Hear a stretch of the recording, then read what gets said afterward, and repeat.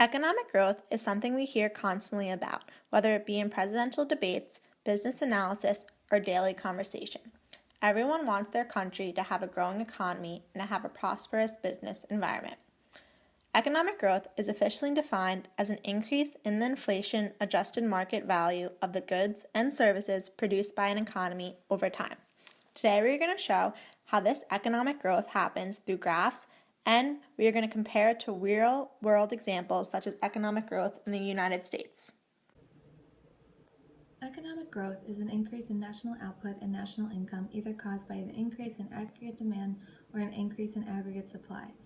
Aggregate demand equals the sum of consumer spending, investment, government spending, and net export.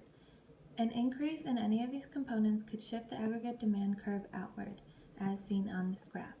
For example, an increase in government expenditure holding aggregate supply constant would theoretically stimulate economic growth.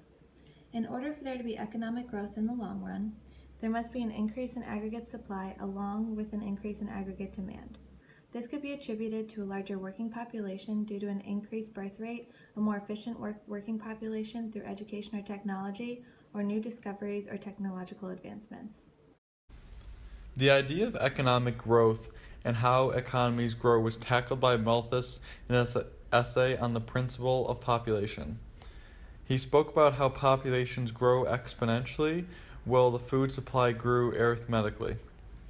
This food and economic growth would not support the growth of the population, so society would be doomed. However, looking at the data for the economic growth in the United States from 1950 to 2015, we see that economic growth has generally been around 4%, but has fluctuated between negative 5% and 15%. Therefore, we can see that Malthus was wrong. But why? He forgot a big driver of economic growth, which is the introduction of technology and the increased efficiency that technological advances produce. This technology factor can be seen in other economic growth models and how it drives advancement.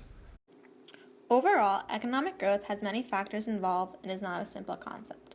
It is important to understand economic growth had traditionally been attributed to the accumulation of human and physical capital. Now the increase in productivity arising from technological innovation, though, is playing a bigger role in economic growth, and this is shown through higher developed countries with technology having better economic growth than poorer countries with less technological resources.